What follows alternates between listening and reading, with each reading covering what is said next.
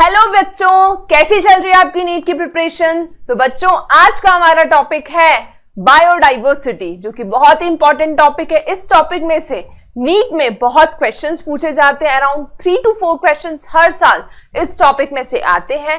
साथ ही साथ एनसीईआरटी के साथ साथ इस टॉपिक में से बाहर से भी पूछा जाता है।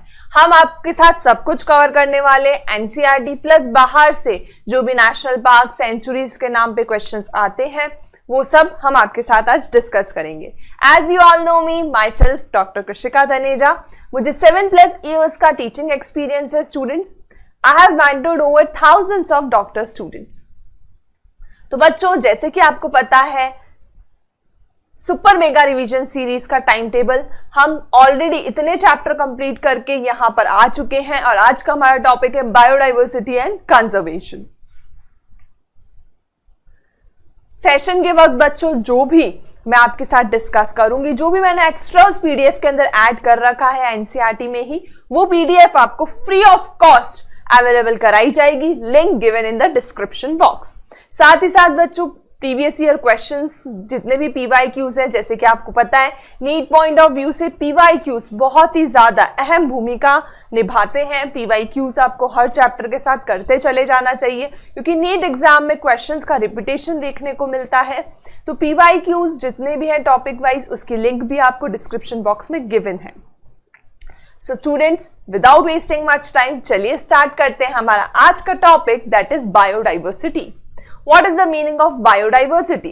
Biodiversity चैप्टर 15, बायोडाइवर्सिटी का मतलब होता है विभिन्न प्रकार के जीव जंतु, और उनको प्रिजर्व करना, कंजर्वेशन करना जरूरी है, क्योंकि विभिन्न प्रकार के जीव जंतु जो हैं वो इकोसिस्टम को स्टेबल बनाए रखती हैं, हमारे एनवायरनमेंट को स्टेबल बनाए रखती है, इकोसिस्टम को स्टेबल बनाए रखती है।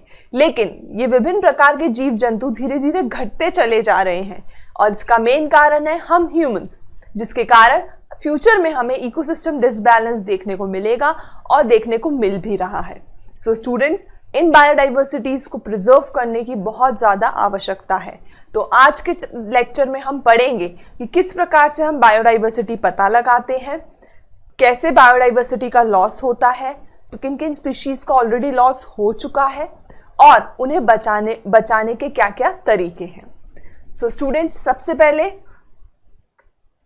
डिस्कस करते हैं हम जो ये फर्स्ट पैराग्राफ है, इसमें ज्यादा कुछ नहीं दे रखा है काम का जिसके ऊपर क्वेश्चंस पूछा गया हो, फिर भी मैं एक बार आपके लिए रीड आउट कर देती हूँ। In an alien from a distant galaxy were to visit to our planet earth, the first thing that would amaze and baffle him would most probably be the enormous diversity. हमारे earth के ऊपर बहुत सारे different प्रकार के जीव जंतु पाए जाते हैं। तो अगर कोई एलियन हमारे अर्थ पे आता है, तो सबसे पहले जो उसको सबसे ज्यादा चीज अमेज करेगी वो है अलग अलग प्रकार के जीव जंतु, enormous diversity of life with which even for humans the rich variety of living organism with which they share their planet never ceases to astonish and fascinate us. The common man would find it hard to believe that there are more than 20,000 species of ants, 3 lakh species of beetles, 28,000 species of fishes, and nearly 20,000 species of orchids. Ecologists and evolutionary biologists have been trying to understand the significance of such diversity by asking important questions. Ecologist और इवोल्यूशनरीज question पूछ रहे हैं अपने आप से कि इतने विभिन्न प्रकार के जीव जंतुओं का होना क्यों जरूरी है। Why are there so many species? इतनी सारी स्पीशीज क्यों हैं? इतनी सारी स्पीशीज इसलिए बच्चों हमारे इकोसिस्टम को बैलेंस रखने के लिए, जिसके कारण फूड वेब बन जाता है। अलग अलग ऑर्गेनिजम्स के पास ऑप्शंस होते हैं खाने के लिए, तो कोई भी एक्सटिंक्ट नहीं होता ड्यू टू स्टारवेशन और due to less food content. Did such great diversity exist throughout the earth history? How did these diversification come about? How and why is the diversity important to the biosphere? Biosphere के लिए diversity बहुत ज्यादा important है, क्योंकि वो balance बनाए रखती है। Would have functioned any differently if the diversity was much less? तो अगर डाइवर्सिटी बहुत कम होती तो हमारे पास ऑप्शंस नहीं बचते खाना खाने के लिए, और बहुत सी स्पीशीज एक्सटिंक्ट होती चली जाती। तो डिफरेंट स्पीशीज का होना जरूरी है, और हम इंसान तो अलग अलग विभिन्न प्रकार के जीव जंतुओं का सबसे ज्यादा फायदा उठाते हैं। अब आते हैं स्टूडेंट्स बायोडाइवर्सिटी पे। बायोडाइवर्सिटी का मतलब होता है विभिन्न प्रकार के जीव जंतु होना। एनसीईआरटी में क्या डेफिनेशन दी हुई है देखते हैं जरा। In our biosphere immense diversity और heterogeneity exists not only at the species level but at all level of biological organization ranging from macromolecule within a cell to biomes। तो बच्चों अगर हम सेल से बायोम तक जाएं, जैसा कि मैंने आपको ऑर्गेनिज्म एंड पॉपुलेशन चैप्टर में बताया था इकोलॉजिकल हायरार्की, तो उसी प्रकार से बच्चों हर एक लेवल पे हमको अलग अलग विभिन्न प्रकार के ऑर्गेनिज्म देखने को मिलेंगे। जैसे अगर हम सेल की बात करें तो प्रोकैरियोटिक सेल्स अलग होते, यूकैरियोटिक सेल्स अलग होते, तो हमें अलग अलग डिफरेंस देखने को मिलेगा हर एक लेवल पे, विच क्रिएट्स अ बायोडाइवर्सिटी। तो बच्चों बायोडाइवर्सिटी शब्द जो है वो एडवर्ड विल्सन ने दिया था, इंपॉर्टेंट है, आपको पता होना चाहिए। बायोडाइवर्सिटी वर्ड एडवर्ड विल्सन ने दिया था to describe the combined diversity at all level of biological organisation. Most important of them, देखो स्टूडेंट्स, एनसीईआरटी के अंदर जो 3 मोस्ट इंपॉर्टेंट डाइवर्सिटी दे रखी है वो है जेनेटिक, स्पीशीज और इकोलॉजिकल डाइवर्सिटी। तीनों के ऊपर पीवाईक्यूज पूछे गए हैं। कहां पे पूछे गए मैं आपको बताती हूँ। पहले आपको पता होना चाहिए 3 लेवल के ऊपर डाइवर्सिटी को समझाया गया एनसीईआरटी में, genetic level, species level and ecological diversity. Genetic level, एक जो स्पीशीज है अगर उसका जेनेटिक्स अलग अलग है तो वो अलग अलग वैरायटी शो करेगा, वो अलग अलग फॉर्म शो करेगा। जैसे एनसीईआरटी में गिवन है एक जो सिंगल स्पीशीज है वो हाई डाइवर्सिटी शो कर सकता है at genetic level over its distributional range. Genetic variation shown by the medicinal plant Rauvolfia vomitoria. अगर बच्चों हम रॉवॉल्फिया वॉमिटोरिया की बात करें तो हिमालय के अंदर ही डिफरेंट रेंजेस में अगर हम देखेंगे तो कहीं पे रेसरपाइन नाम का केमिकल जिससे ड्रग्स बनाए जाते हैं, जिससे मेडिसिन बनाई जाती है, वो एक साइड पे हिमालय का प्लांट जो है दैट इज वो ज्यादा रेसरपाइन दे रहा है और वहीं दूसरी तरफ दूसरा वाला रॉवॉल्फिया वॉमिटोरिया कम रेसरपाइन केमिकल दे रहा है। तो इससे समझ आता है कि जेनेटिक लेवल पे कुछ डिफरेंस है जिस कारण से रेसरपाइन केमिकल का प्रोडक्शन वेरी कर रहा है। So, growing in different Himalayan ranges might be in terms of the potency and concentration of the active chemical reserpine that the plant produces। ठीक है, और इंडिया के पास में लगभग 50,000 जेनेटिकली डिफरेंट स्ट्रेन है राइस की। इसके ऊपर नीट एग्जाम में क्वेश्चन पूछा गया है। और मैंगो के ऊपर भी क्वेश्चन पूछा गया है। तो अगर बच्चों पीवाईक्यू क्या पूछा गया था राइस के ऊपर कि मैक्सिमम हमें जेनेटिक वैरायटीज जो है वो किसकी देखने को मिलती है भारत में, तो उसका आंसर है राइस। तो ये पीवाईक्यू एक आपका कवर हो गया। दूसरा पीवाईक्यू था अगर मैंगो अलग अलग प्रकार के हैं तो ये कौन सा वेरिएशन शो करता है, जेनेटिक वेरिएशन, स्पीशीज वेरिएशन या फिर इकोलॉजिकल वेरिएशन। तो इसका आंसर था जेनेटिक वेरिएशन। जैसे अलग अलग प्रकार के आप आम खाते हैं, बादाम आम, लंगड़ा आम, दशहरी आम, तो वो सब अलग अलग प्रकार के जो मैंगो हैं वो जेनेटिक वेरिएशंस के एग्जाम्पल में आते हैं। तो बच्चों आप समझ गए जेनेटिक वेरिएशन के अंदर एनसीईआरटी के अंदर 3 एग्जाम्पल दिए। एक रॉवॉल्फिया वॉमिटोरिया का जिसमें बोला गया है कि जेनेटिक डिफरेंस होने के कारण रॉवॉल्फिया वॉमिटोरिया रेसरपाइन नाम का केमिकल अलग अलग अमाउंट में सीक्रेट करता है या बनाता है।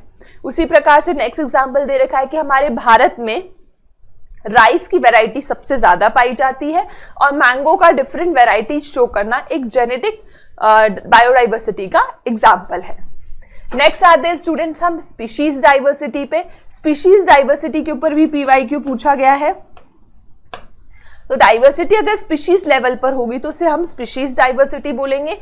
यहां पर बच्चों वेस्टर्न घाट और ईस्टर्न घाट को कंपेयर करा गया है। ठीक है, वेस्ट इस तरफ होता है, ईस्ट इस तरफ होता है, तो वेस्ट और ईस्ट घाट को जब कंपेयर करते हैं तो वेस्टर्न घाट में ऐसा कहा गया है एनसीईआरटी में और ऐसा होता भी है कि वेस्टर्न घाट में एम्फीबियन स्पीशीज ज्यादा पाई जाती है as compare to the Eastern Ghat. तो कुछ पीवाईक्यू ऐसा आया था कि स्पीशीज डाइवर्सिटी आपको वेस्टर्न घाट में ज्यादा देखने को मिलेगी कि ईस्टर्न घाट में, तो उसका आंसर था वेस्टर्न घाट में।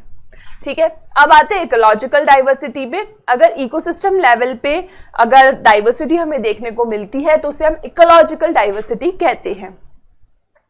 जैसे डेजर्ट एक एरिया हो गया, एक इकोलॉजिकल डाइवर्सिटी हो गया, rain forest, mangrove, coral reefs, wetland, estuaries, alpine meadow has a greater ecosystem diversity than a Scandinavian country like Norway. Norway जैसी कंट्री से अगर हम इन इकोलॉजिकल एरिया को कंपेयर करें तो उनके पास बायोडाइवर्सिटी या विभिन्न प्रकार के जीव जंतु ज्यादा पाए जाते हैं। It has taken millions of years of evolution to accumulate this rich diversity in nature, but we could lose। देखो बच्चों, जितनी आज विभिन्न प्रकार के आप जीव जंतु देख पा रहे हैं अलग अलग जगह पर, उसको डेवलप होने में मिलियंस ऑफ इयर्स लगे हुए थे, लेकिन उसको नष्ट करने में बहुत कम टाइम लग रहा है। धीरे धीरे सब खत्म होता जा रहा है सिर्फ और सिर्फ ह्यूमन एक्टिविटीज के कारण, और बाद में हम सब ह्यूमंस पछताएंगे अगर हम नहीं सुधरे तो। So students, it has taken, NCERT says, it has taken millions of years of evolution to accumulate this rich diversity in nature. But we could lose all that wealth in less than 2 centuries if the present rates of species losses continues. Biodiversity and its conservation are now vital environmental issues of international concern as more and more people around the world begin to realize that critical importance of biodiversity for our survival and well-being on the planet. Next, how many species are there on earth and how many in India? तो कितनी species है अर्थ के ऊपर, कितनी भारत के ऊपर है, इसका जरा डेटा हम डिस्कस करते हैं, और जिस पे भी PYQ पूछे गए हैं मैं आपको बताती जाऊंगी। Since there are published records of all the species discovered and named, we know how many species in all have been recorded so far. But it is not easy to answer the question how many of species there are on earth, because many species ऐसी भी हैं बच्चों which are yet to be discovered। ठीक है, अभी मैंने कल सुना था कि एक हिंदुस्तान टाइम्स की न्यूज़ थी कि एक रेड बिंदी टाइप लगी हुई एक नया स्नेक डिस्कवर हुआ है। वैसे ही कल के दिन भी एक नया प्लांट डिस्कवर हुआ था। तो बच्चों ये ऐसा होता रहता है, नई डिस्कवरीज होती रहती है। तो बहुत सारी स्पीशीज ऐसी भी हैं which are yet to be discovered. तो हम इसका आंसर तो नहीं दे सकते कि पूरे अर्थ के ऊपर कितनी स्पीशीज है, लेकिन कितनी स्पीशीज डिस्कवर हो चुकी है इसका आंसर हम दे सकते हैं। International Union for Conservation of Nature and Natural Resource IUCN 2004, the total number of plants and animal species described so far are slightly more than 1.5 million. IUCN के हिसाब से 1.5 million total number of plants and animals है, but there is no clear idea how many species are yet to be discovered and described. Estimate vary widely and many of them are only educated guesses. For many taxonomic groups, species inventors are more complete in temperate than in tropical countries, considering that are overwhelmingly large proportion of the species waiting to be discovered are in tropics. Tropical area में बहुत सारी species there are yet to be discovered. Biologists make a statistical comparison of temperate tropical species richness of an exhaustively studied group of insects and extrapolate this ratio to other groups of animals and plants to come up with a gross estimate of total number of species on earth. Some extreme estimates range from 20 to 50 million, but a more conservative and scientifically sound estimate was made by Robert May. देखो यार, यहाँ से लेके जो यहाँ तक लिखा था वो ज्यादा कुछ काम का नहीं है। आप नीट एग्जाम में जब लास्ट रिवीजन कर रहे हैं तो आप इतना पैराग्राफ छोड़ भी सकते हैं, ठीक है। फालतू कंफ्यूजन होगा, क्योंकि एकदम जब टेंशन होती है तो कुछ समझ नहीं आता है, तो इतना पैराग्राफ पढ़ोगे उसी में आपका सर दुखने लग जाएगा। तो जितना बोला जा रहा है उतना पढ़ो। लास्ट लाइन इंपॉर्टेंट है कि रॉबर्ट मे ने टोटल स्पीशीज जो हमें एस्टिमेट करके बताई थी वो थी अबाउट 7 मिलियन, और इसके ऊपर PYQ भी पूछा गया है कि रॉबर्ट मे के हिसाब से कितनी टोटल स्पीशीज उन्होंने बताई थी, तो आंसर विल बी 7 मिलियन। चलो अब ये कुछ एक्स्ट्रा है बच्चों कि डाइवर्सिटी जो है कम्युनिटी लेवल पे 3 प्रकार की होती है, अल्फा, बीटा और गामा। अगर मैं पर्टिकुलरली इस एरिया की बात कर रही हूँ तो ये अल्फा डाइवर्सिटी कहलाएगी। इस एरिया की अल्फा 1, इस एरिया की अल्फा 2 और इस एरिया की अल्फा 3। अगर मैं थोड़ा और बड़ा एरिया ले रही हूँ, मतलब उसमें 3 अल्फा आ रहे हैं, तो उस डाइवर्सिटी को मैं बीटा डाइवर्सिटी बोलूंगी। और बड़ा इकोलॉजिकल एरिया ले रही हूं तो सिर्फ गामा डाइवर्सिटी कहेंगे। तो जैसे जैसे एरिया बढ़ता जाता है डाइवर्सिटी जो है उसका नाम चेंज होता जाता है। More than 70% species of all the species recorded are animals, मतलब प्लांट से ज्यादा एनिमल्स है total, while plants including algae, fungi, bryophyte, gymnosperm, angiosperms comprises no more than 22%. 70% मतलब एनिमल्स हैं और अराउंड 22% प्लांट्स, जिसमें सब आ जाते हैं, ब्रायोफाइट भी, अलगी भी, फंजाई भी, जिम्नोस्पर्म्स भी और एंजियोस्पर्म्स भी। Comprises no more than 22% among animal. अब इस लाइन के ऊपर 2 से 3 बार पीवाईक्यू पूछा गया है। आपको पता होना चाहिए कि जितने भी एनिमल्स हैं, एनिमल्स में भी सबसे मैक्सिमम नंबर किसका है? सबसे maximum number in animal is of insects. अगर मैं 10 ऑर्गेनिज्म उठाती हूं तो 7 जो है उसमें से इंसेक्ट्स ही होंगे। Among animal, insects are the most species-rich taxonomic group, making up more than 70% of the total. मतलब 70% एनिमल्स में भी जो टोटल एनिमल्स है उसमें भी 70% इंसेक्ट्स होते हैं। मतलब मैक्सिमम अगर हम देखें तो इंसेक्ट्स पाए जाते हैं एनिमल्स के अंदर भी। So that means out 10 animals अगर है तो 7 उसमें से इंसेक्ट है। Again, how do we explain this enormous diversification of insect? The number of fungi species in the world is more than combined total species of fishes, amphibians, reptiles and mammals. तो बच्चों अगर plants की बात होती है, ये animal की बात थी, और अगर प्लांट की बात होती है तो सबसे मैक्सिमम कौन है? इसके ऊपर भी पीवाईक्यू पूछा गया है तो आप बोलेंगे फंजाई। ठीक है, इस पे भी पीवाई। तो अगर एनिमल्स में आपसे पूछा जाए मैक्सिमम तो आपको पता होना चाहिए इंसेक्ट, और ओवरऑल भी इंसेक्ट ही होगा। और अगर प्लांट्स में पूछा जाए तो फंजाई। तो ये 3 पाई चार्ट्स दिए बच्चों, जो कि इन पाई चार्ट्स के ऊपर अराउंड 5 to 6 टाइम पीवाईक्यू आ चुका है।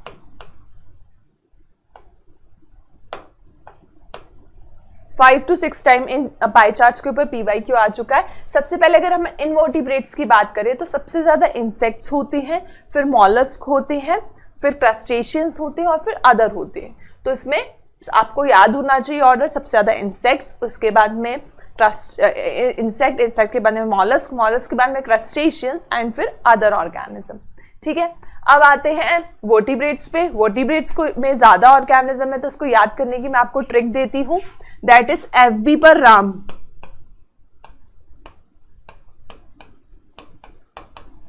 FB मतलब फेसबुक पर राम नाम का लड़का है। ठीक है, तो F से हो जाएगा फिशेस, B से हो जाएगा बर्ड्स, R से हो जाएगा रेप्टाइल्स, A से हो जाएगा एम्फीबियंस और M से हो जाएगा मैमल्स। तो FB पर राम से आप टोटल वर्टिब्रेट्स का रेशियो या परसेंटेज याद कर सकते हैं। नेक्स्ट आते हैं स्टूडेंट्स हम प्लांट्स के ऊपर। तो प्लांट्स के अंदर सबसे ज्यादा फंजाई पाए जाते हैं और एंजियोस्पर्म्स जो है, फंजा और एंजियोस्पर्म्स का रेशियो अगर हम देखें तो लगभग बराबर जैसा दिखता है। ठीक है, तो इसको हम इसमें अगर हम देखें तो फंजाई के बाद में अगर हम बात करें तो एंजियोस्पर्म, आपको पता होना चाहिए ऑर्डर भी। ठीक है, तो सबसे ज्यादा फंजाई लगभग सेम सिमिलर है एंजियोस्पर्म के, फिर उसके बाद में अलगी, फिर उसके अंदर फोन्स और फिर लाइकेंस। ठीक है, मॉसेस भी आएगा बीच में, अलगी के बाद मॉसेस। ठीक है, तो फंजाई, एंजियोस्पर्म, अलगी, मॉस, फोन और लाइकेंस। ठीक है, तो ये आपका ऑर्डर रहेगा और इन सभी पाई चार्ट को फिल करने के ऊपर पीवाईक्यूज ऑलरेडी पूछे गए, तो ये बहुत इंपॉर्टेंट पार्ट है। ये आपको तीनों pie chart by heart learn होने चाहिए। ठीक है, ABCD रख दी जाती है और पूछा जाता है बताओ कौन सा क्या ऑर्गेनिज्म को रिप्रेजेंट करता है। मैं एक बार और आपके साथ रिवाइज करती हूँ बच्चों। अगर मैं इनवर्टिब्रेट्स की बात करूं, अभी तक मैंने जितना याद करने वाली चीजें बताई ये सब बताती हूँ। रॉबर्ट मे ने टोटल हमें 7 मिलियन स्पीशीज बताई थी। उसके बाद में अगर हम बात करें तो एनिमल 70% पाए जाते हैं, प्लांट्स 22% पाए जाते हैं, जिसमें फंजा, एंजियोस्पर्म, जिम्नोस्पर्म, ब्रायोफाइट, टेरिडोफाइट सब आ जाते हैं। अगर हम बात करें ओवरऑल ऑर्गेनिज्म की तो सबसे ज्यादा इंसेक्ट पाई जाती है। तो अगर मैं कहूँ 10 ऑर्गेनिज्म में से 7 इंसेक्ट है तो सही बात होगी।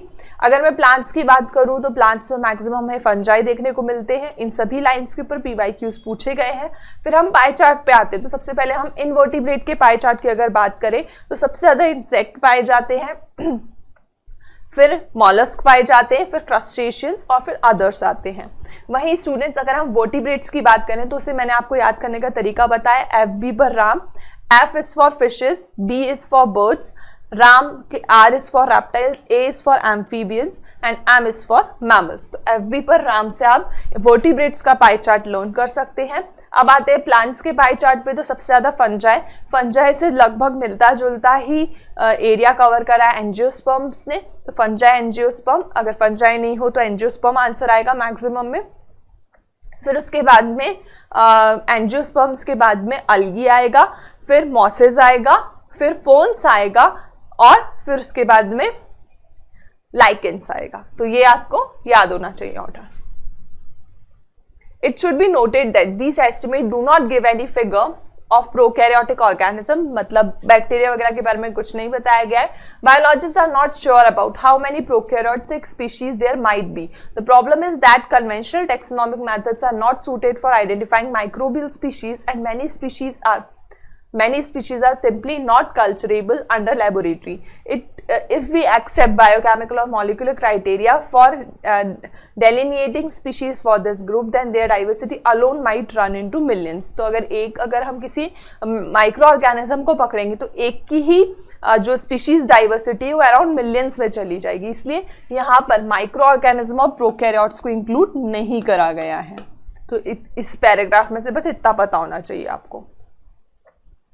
अब आते हैं स्टूडेंट्स नेक्स्ट पे। Although India has only 2.4% of world's land area, its share of the global species diversity is an impressive 8.1%। तो बच्चों इस फिगर के ऊपर PYQ पूछा गया है कि भले ही भारत के पास में 2.4% वर्ल्ड्स लैंड एरिया है लेकिन वो ग्लोबल स्पीशीज डाइवर्सिटी में 8.1% अपना शेयर देता है। That is a very good thing. हमारा Bharat one of the 12 mega diversity country में से एक है। हमारे यहाँ 45,000 स्पीशीज ऑफ प्लांट्स हैं and twice as many that of animals being recorded in India. May's global estimate की बात करें तो 22% of the total species have been recorded so far. बहुत सारी अभी भी रिकॉर्ड होना बची है। Applying this proportion to India diversity figure, we estimate that there are probably 1 lakh plant species and more than 3 lakh animal species yet to be discovered and described। तो ये yet to be discovered और described का figure है। इस पे कोई questions अभी तक नहीं पूछे गए और आगे भी शायद नहीं पूछे जाएं। Consider the immense strained manpower, taxonomists, and the time required to complete the job. The situation appears more hopeless when we realize that a large fraction of these species faces the threat of becoming extinct। मतलब बहुत सारी species को खतरा है कि वो extinct हो सकती है, वो खत्म हो सकती है, विनाश हो सकता है उनका।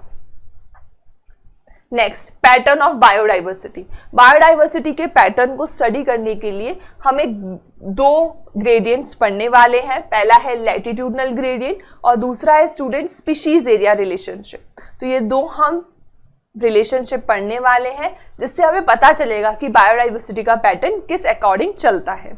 सबसे पहले आते हैं स्टूडेंट्स लैटिट्यूडनल ग्रेडियंट पे। तो बच्चों लैटिट्यूड मतलब इक्वेटर के पैरेलल जो लाइंस होती है उन्हें लैटिट्यूड कहा जाता है। जब बच्चों हम इक्वेटर से पोल की तरफ जाते हैं तो बायोडाइवर्सिटी घटती चली जाती है। तो ये चीज हम समझेंगे लैटिट्यूडनल ग्रेडियंट में। आप देखिए इक्वेटर के पास स्पीशीज डाइवर्सिटी ज्यादा है, दैट इज ये ट्रॉपिकल वाला एरिया है हमारा। और फिर जैसे जैसे हम पोल के टुवर्ड्स जाते जाते तो स्पीशीज डाइवर्सिटी घटती चली जाती है। इसके बहुत सारे कारण हैं। Temperature, pressure are the main factor. The diversity of plant and animal uniform नहीं है लेकिन हम एक पैटर्न डिसाइड कर सकते हैं। जैसे जैसे हम इक्वेटर से ऊपर जाएंगे तो बायोडाइवर्सिटी जो है वो घटती चली जाएगी।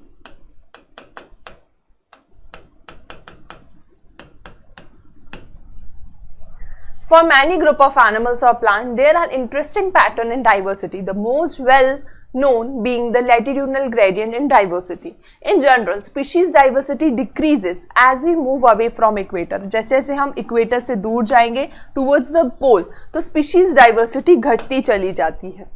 With very few exception, tropics latitudinal range 23.5 degree north to 23.5 degree south harbors more species than temperate or polar species. बस एक एक्सेप्शन दे रखा है बच्चों, बाकी जो है हम इक्वेटर से पोल की तरफ जाएंगे तो हमारी स्पीशीज डाइवर्सिटी घटती चली जाएगी. कुछ एग्जाम्पल दिए, कोलंबिया इक्वेटर के पास है तो वहां पे 1400 स्पीशीज हमें बर्ड्स की देखने को मिलती है, जबकि न्यूयॉर्क जो कि ऊपर की साइड पर है तो वहां पे हमें 105 स्पीशीज ही देखने को मिलती है. ग्रीनलैंड और ऊपर है तो वहां पे और कम स्पीशीज, दैट इज 56 स्पीशीज ही देखने को मिलती है. India with much of its land in tropical latitude, मतलब इक्वेटर रीजन में हमारा इंडिया आता है तो वहां पे भी हमें स्पीशीज डाइवर्सिटी काफी देखने को मिलती है. 1200 स्पीशीज हमें बर्ड्स की देखने को मिलती है भारत में. A forest in a tropical region like Ecuador has up to 10 times as species diversity as vascular plant as a forest of equal area in the temperate region like the Midwest of USA. अगर हम USA के Midwest forest को compare करें जो कि temperate region में पाया जाता है, और एक फॉरेस्ट हम ट्रॉपिकल का ले लें जो कि इक्वेटर के पास से पाया जाता है, दैट इज इक्वेडर, तो वहां पे 10 गुना ज्यादा स्पीशीज है जो इक्वेटर के पास में है as compare to the temperate region forest. तो बच्चों इसी बात पे हम ट्रॉपिकल रेन फॉरेस्ट में पाए जाने वाला अमेज़न रेन फॉरेस्ट की बात करते हैं, जिसे हम लंग ऑफ प्लैनेट भी कहते हैं. तो अमेज़न रेन फॉरेस्ट पे PYQ पूछा गया है कि मैक्सिमम स्पीशीज बायोडाइवर्सिटी या मैक्सिमम बायोडाइवर्सिटी हमें कौन से एरिया में देखने को मिलती है. तो मैक्सिमम बायोडाइवर्सिटी स्टूडेंट्स हमें अमेज़न रेन फॉरेस्ट में देखने को मिलती है. America has the greatest biodiversity on earth. It is home to more than 40,000 species of plant. अगर हम Amazon रेन फॉरेस्ट की बात करें तो Amazon रेन फॉरेस्ट में 40,000 स्पीशीज है प्लांट्स की, 3,000 स्पीशीज है फिशेस की, 1300 स्पीशीज है बर्ड्स की, 427 मैमल्स की और 427 एम्फीबियंस की और 378 रेप्टाइल्स की.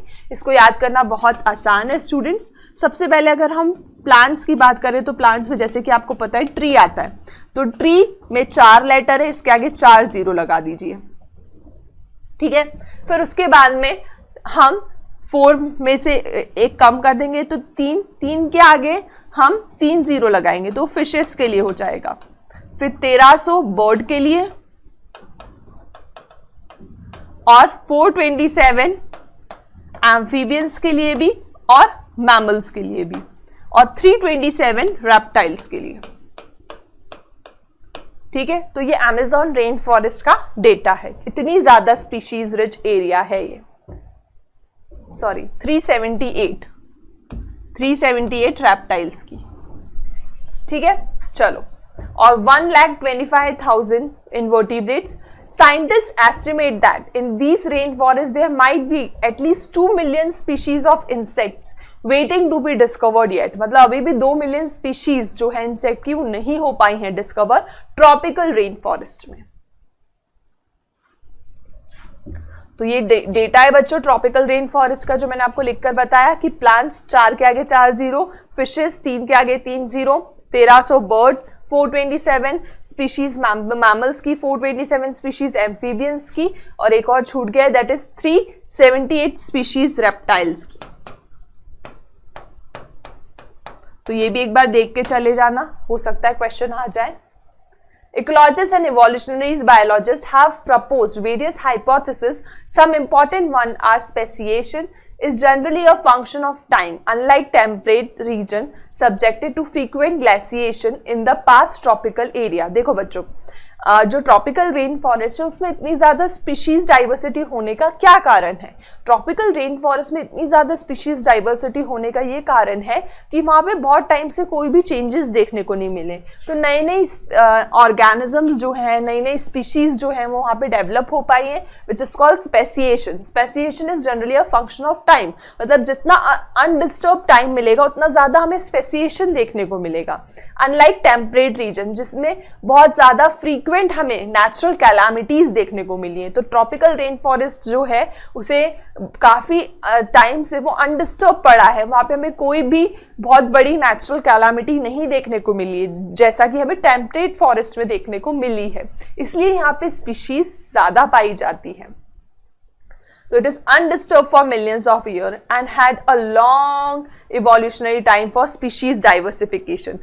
Next अगर हम बात करें तो tropical environment. ट्रॉपिकल एनवायरनमेंट के अंदर टेम्परेट की तरह सीजनल वेरिएशन कम से कम देखने को मिलते हैं, और अगर सीजनल वेरिएशन होते भी हैं तो दैट आर टू प्रिडिक्टेबल, मतलब जिसका हम अनुमान लगा सकते हैं।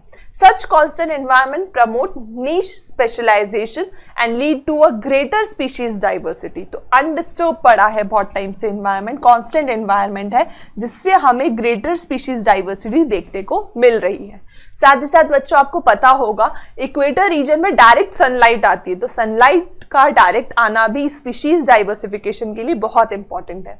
There is more solar energy available in the tropics which contribute to the higher productivity. This in turn might contribute indirectly to the greater diversity. तो 3 कारण है जिसके कारण tropical rain forest highly species rich forest है, बहुत ज्यादा biodiversity यहाँ पाई जाती है। पहला कारण मैंने आपको ट्रॉपिकल रेन फॉरेस्ट में ज्यादा बायोडाइवर्सिटी होने का बताया कि ये बहुत टाइम से अनडिस्टर्ब पड़ा है, इसलिए स्पेसिएशन देखने को मिला है हमें। यहाँ पे नेचुरल कैलामिटीज कोई बहुत बड़ी नहीं हुई है as compare to the tropical rain forest. ये जो tropical as compare to the temperate rain forest, tropical rain forest जो है स्टूडेंट्स वहां पे कांस्टेंट एनवायरनमेंट है, वहीं सोलर एनर्जी वहां पे भरपूर है। इन 3 कारणों से ट्रॉपिकल रेन फॉरेस्ट में बायोडाइवर्सिटी रिच एरिया है। ट्रॉपिकल रेन फॉरेस्ट में मैक्सिमम बायोडाइवर्सिटी पाई जाती है, इसके ऊपर PYQ भी पूछा गया है। नेक्स्ट आते हैं स्टूडेंट्स हम स्पीशीज एरिया रिलेशनशिप पे। स्पीशीज एरिया रिचनेस के बारे में हमें साइंटिस्ट ने बताया था, जो कि जर्मन नेचुरलिस्ट और जियोग्राफर थे सर अलेक्जेंडर वॉन हम्बल। तो स्पीशीज एरिया रिचनेस किसके बताया था, इसके ऊपर PYQ है इनके नाम के ऊपर, तो आपको पता होना चाहिए। उनका नाम था Alexander von Humboldt. Alexander von Humboldt ने बताया कि जितना ज्यादा एरिया होता है उतना ज्यादा स्पीशीज रिचनेस होता है, लेकिन अप टू अ लिमिट, उसके बाद नहीं। So within a region, species richness increases with increasing in area. जैसे जैसे आप एरिया बढ़ाते जाएंगे तो स्पीशीज का नंबर भी बढ़ता चला जाएगा, लेकिन अप टू अ लिमिट। ये किसने बताया था, अलेक्जेंडर वॉन हम्बोल्ट ने बताया था। तो ये लाइन किसने दी थी, क्या दी थी और किसने बताया था, इनके ऊपर PYQs पूछा गया है, तो आपको ये सब चीजें पता होनी चाहिए। The relation between the species richness and area for a wide variety of taxa angiosperm plant birds turns out to be rectangular hyperbola. On logarithm scale the relationship is straight line. तो बच्चों अगर हम यही species area relationship अगर हम निकालें wide variety के लिए, तो हमें कुछ रेक्टेंगुलर हाइपरबोला के फॉर्म में ग्राफ ऑब्टेन होता है स्पीशीज रिचनेस और एरिया के बीच में। और वहीं अगर हम लोगारिथम में निकालें तो हमें सीधी लाइन मिलती है। तो आपको पता होना चाहिए कि हमें रेक्टेंगुलर हाइपरबोला भी मिल सकता है अगर हम बड़े एरिया के लिए निकालेंगे तो, और अगर हम लोगारिथम स्केल पे निकालेंगे तो हमें लीनियर लाइन देखने को मिलेगी। इसका फॉर्मूला है s = CA की पावर z, और वहीं लोगारिथम स्केल का फॉर्मूला है log s = log c + z log a, जहां पे बच्चों s का मतलब है स्पीशीज रिचनेस, a का मतलब है एरिया, z का मतलब है स्लोप, ठीक है, स्लोप ऑफ लाइन जिसे रिग्रेशन कोफिशिएंट भी कहा जाता है, और c का मतलब है y इंटरसेप्ट। y इंटरसेप्ट मतलब ये थोड़ी गैप के बाद चालू हो रही है लाइन, इसे हम y इंटरसेप्ट कहते हैं। चलो अब इस z लाइन का बहुत इंपॉर्टेंट रोल है। z जो है वो 0.1 से 0.2 की रेंज में लाई करता है, regardless of the taxonomic group और द रीजन। अगर हम एनालाइज करें स्पीशीज एरिया रिलेशनशिप को among a very large scale, the entire continent, you will find that the slope of line too much steeper. For example, for frugivores, fruit-eating birds and mammals in the tropical forest, different continents, the slope is found to be 1.15. तो बच्चों ऐसा माना जाता है कि अगर हम पूरे कॉन्टिनेंट की बात करेंगे, मतलब बड़े एरिया की बात करेंगे, तो जो Z है वो ज्यादा हमें स्टीपर देखने को मिलेगा, ज्यादा हमें ऐसा खड़ा हुआ देखने को मिलेगा। Next, the important of species diversity to the ecosystem. Species diversity होने का क्या फायदा इकोसिस्टम में, अब हम वो पढ़ेंगे। बहुत ही ज्यादा इंपॉर्टेंट है, इसे बहुत अच्छे से टिलमैन और पॉल एरलिच ने समझाया है। तो पॉल एरलिच के नाम के ऊपर आपको PYQ भी मिलेगा। तो क्यों स्पीशीज, अलग अलग स्पीशीज इंपॉर्टेंट है, ये हमें इनके प्रैक्टिकल एग्जाम्पल से पता चलेगा। Does the number of species in the community really matter to the functionality of the ecosystem? Yes. इसका आंसर होगा yes. This is question for which ecologists have not been able to give a definite answer. For many decades, ecologists have believed that communities with more species generally tend to be more stable and than those with less. What exactly is stability for biological community? A stable community should not have too much variation in productivity from year to year. मतलब stable होना चाहिए, productivity में ज्यादा variation नहीं देखने को मिलना चाहिए, तभी वो पर्टिकुलर जगह स्टेबल कहलाएगी। It must be either resistant or resilient to occasional disturbance, natural or man-made. It must also be resistant to invasion by alien species. Alien species के आने का इससे रेजिस्टेंट होना चाहिए, मतलब उसका इफेक्ट चेंज नहीं होना चाहिए। तो बच्चों अब हम बात करते हैं डेविड टिलमैन के बारे में। इन्होंने लॉन्ग टर्म इकोसिस्टम एक्सपेरिमेंट करा था आउटडोर क्रॉप एरिया के ऊपर, बड़े बड़े लैंड्स के ऊपर। टिलमैन ने देखा ज्यादा स्पीशीज होती है, less year to year variation होता है टोटल बायोमास में। Tilman found that plots with more species, अगर ज्यादा स्पीशीज होगी तो एनुअल वेरिएशन हमें कम से कम देखने को मिलेगा, और अगर कम स्पीशीज होगी तो थोड़ा भी कुछ नेचुरल कैलेमिटी वगैरह आती है तो उस पर्टिकुलर एरिया के एनुअल प्रोडक्टिविटी में काफी ज्यादा गिराव देखने को मिलता है। तो जितनी ज्यादा स्पीशीज उतना stable ecosystem. He also showed that in his experiment increased diversity contributed to higher productivity. जितनी ज्यादा डाइवर्सिटी होगी उतनी ज्यादा प्रोडक्टिविटी होगी। This is very important line which was given by Sir David Tillman. इसके बाद में बच्चों हम पढ़ते हैं, हम इंसानों के लिए भी अलग अलग प्रकार की बायोडाइवर्सिटी होना जरूरी है, तभी हमारी लाइफ इस अर्थ प्लैनेट के ऊपर पॉसिबल है। ये ना सिर्फ हमारे इकोसिस्टम के बैलेंस के लिए जरूरी है, बट ह्यूमन की खुद की जिंदगी के लिए भी इकोसिस्टम डाइवर्सिटी होना, बायोडाइवर्सिटी होना जरूरी है।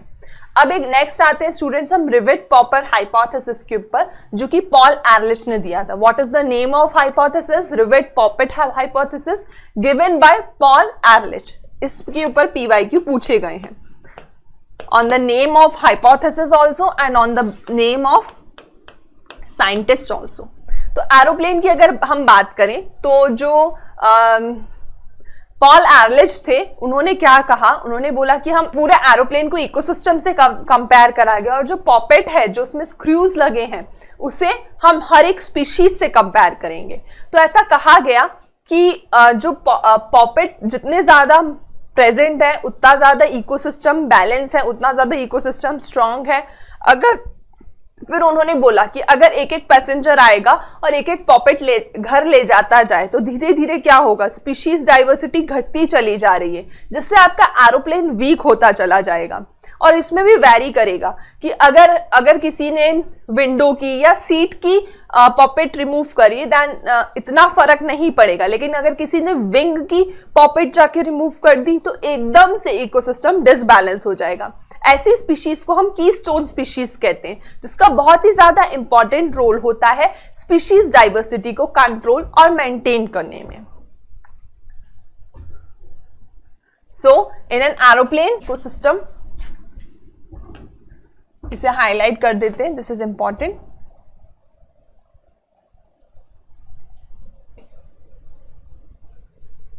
इन एन एरोप्लेन इकोसिस्टम को हमने एरोप्लेन से कंपेयर करा, देन पैसेंजर जो रिवेट थे उस स्पीशीज से पैसेंजर जो थे वो क्या कर रहे थे, वो पॉप आउट कर रहे थे हर एक रिवेट को और अपने घर लेके जा रहे थे, जिससे वो स्पीशीज का एक्सटिंक्शन दिखा रहा है आपको।